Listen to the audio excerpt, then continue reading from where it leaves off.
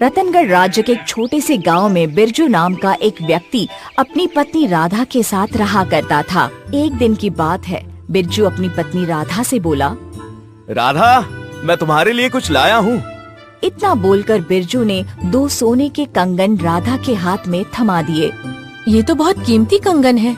तुम्हारे पास इतनी कीमती कंगन खरीदने के लिए धन कहाँ से आया? ये सुनकर बिरजू के चेहरे पर क्रोध झलकने लगा। राधा, मैंने तुमसे कितनी बार कहा है कि मुझसे सवाल मत किया करो। क्यों ना करूं? गांव का हर व्यक्ति यही बात करता है कि मेरे पति एक चोर हैं। वो सब बकवास करते हैं। तो फिर मुझे बताओ कि तुम कोई काम धंधा तो करते नहीं, फिर तुम्हारे पास धन कहाँ से आते हैं? तुम भी गांव वालों की भाषा बोलने लगी। अरे मैं एक व्यापारी हूँ। अच्छा, कौन सा व्यापार करते हो तुम? व्यापार की बातें तुम्हारी समझ में नहीं आएंगी राधा। तुम सिर्फ घर की चूल्हा चौकी संभालो।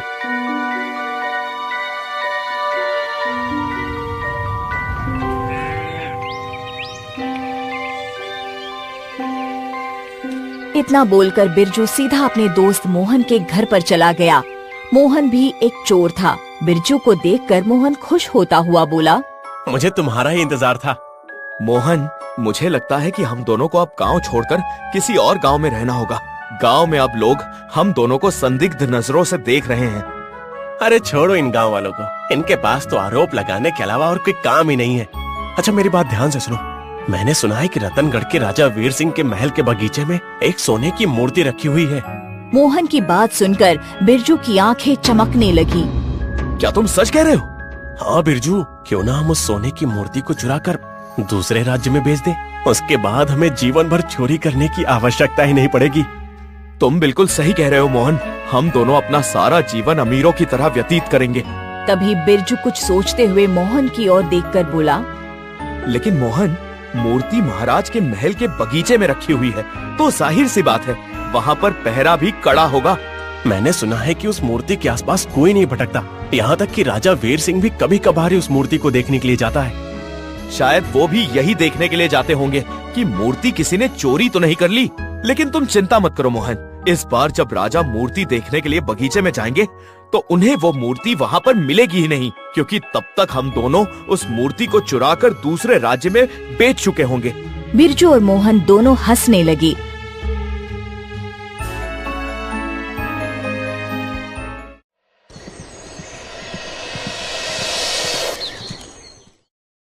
अगले दिन मोहन अपनी पत्नी राधा से बोला, मैं कुछ दिनों के लिए बाहर जा रहा हूँ राधा।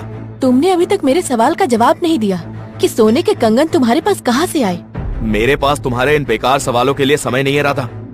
इतना बोलकर बिरजू अपने घर से बाहर निकल गया। बाहर मोहन उसका पहले से ही इंतजार कर रहा था। वो दोनों सीधे रतनगढ़ की ओर रवाना हो गए।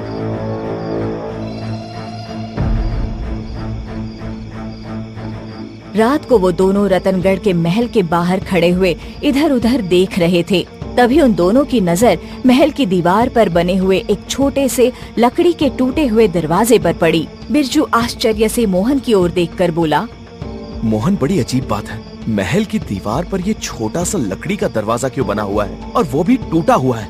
लगता है यहाँ का राजा वीर सिंह एक नंबर का मूर्ख है। इसने तो हम दोनों चोरों को महल के अंदर घुसने का बड़ा आसान रास्ता दे दिया। अब ज्यादा सोचो मत, अभी आसपास कोई नहीं है। चलो इसी टूटे दरवाजे के जरिए हम दोनों महल के अंदर प्रवेश कर जाते हैं। मोहन की बात सुनकर बिरजू मुस्कुराने लगा। कुछ ही देर में वो दोनों उस दरवाजे के अंदर घुस गए।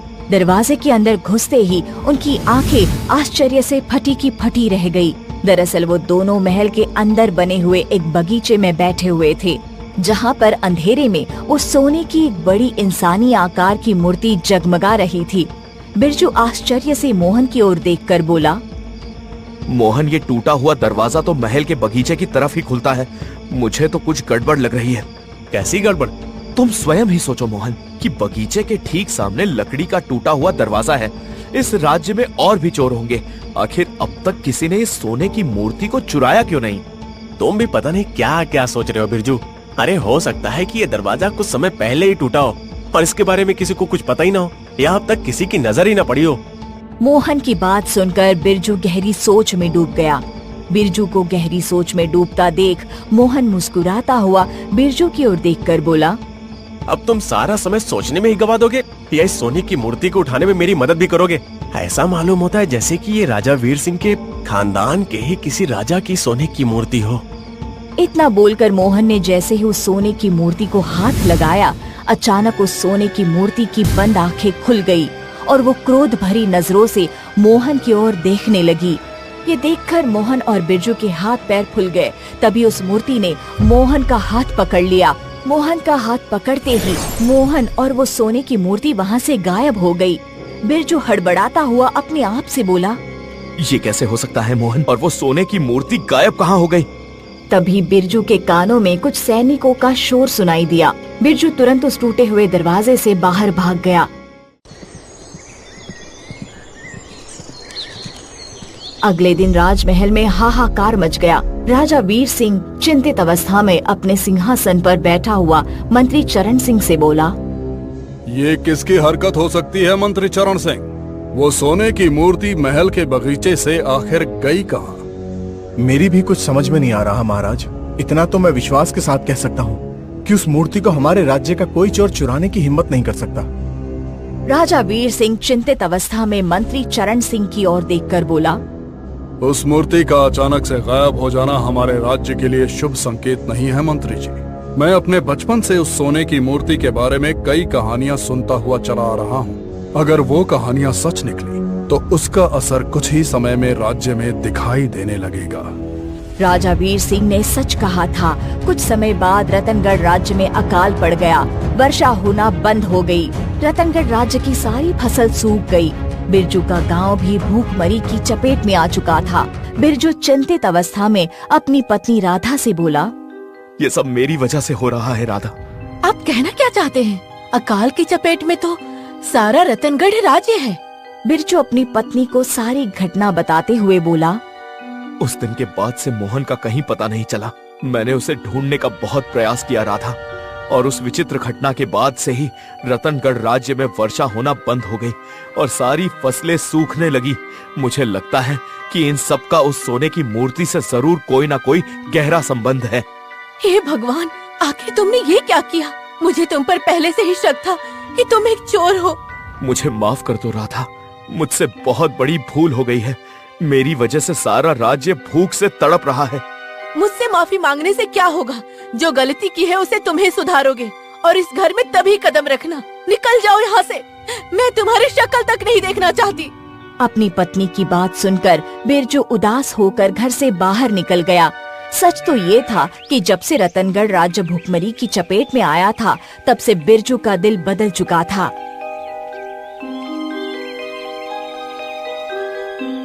बिरजू उदास होकर एक घने पेड़ के नीचे गहरी सोच में गुम था कि तभी एक साधु की आवाज उसके कानों में टकरा गई। इस तरह सोचने से सब कुछ सही नहीं हो जाएगा मूर्ख चोर। तूने जो गलती की है उसे सिर्फ तू ही सुधार सकता है। ये बात सुनकर बिरजू बुरी तरह से चौंक पड़ा। उसने देखा कि उसके सामने एक साधु खड़ा हुआ उसे क्रोध भरी नजरों से देख रहा था। बिरजू साधु से कुछ कहने ही वाला था कि तभी साधु उससे बोला, मुझे कुछ भी बताने की आवश्यकता नहीं है। मुझे सब पता है। तूने अपने चोर साथी की मदद से राजा वीर सिंह के महल के बगीचे से उस सोने की मूर्ति को चुराने का प्रयास किया, मगर चुराने से पहले ही उस सोने की मूर्ति तेरे दोस्त को लेकर कहीं गायब हो गई। आप बिल्कुल सच कह रहे हैं साधु महाराज, लेकिन आपको कैसे पता? क्योंकि मैंने ही राजा चंदन को श्राप देकर सोने की मूर्ति में परिवर्तित किया था और तूने उसे जगा दिया है।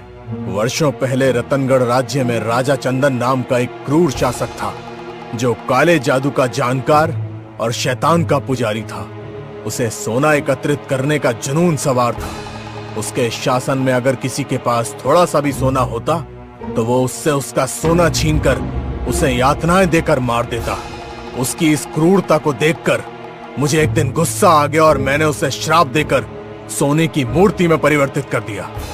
लेकिन साधु महाराज, वो मोहन के हाथ लगाने से जीवित कैसे हो गया?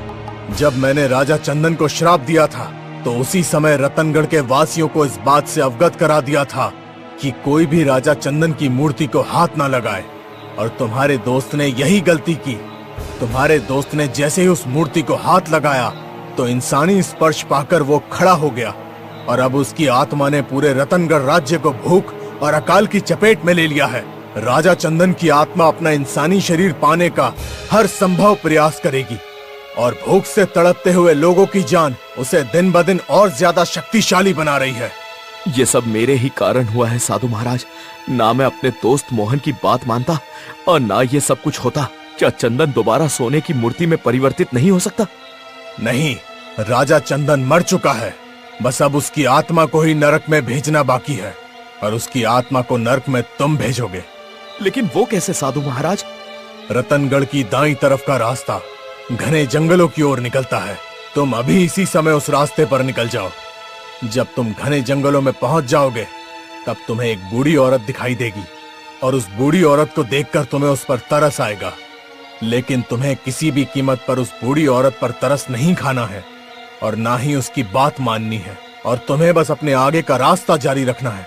कुछ देर के बाद तुम्हें एक पीली रोशनी से जगमगाता हुआ एक सोने का तालाब नजर आएगा जिसका पानी भी सोने का होगा। तुम्हें चंदन वहीं पर मिलेगा। लेकिन मैं उसका अंत कैसे करूंगा?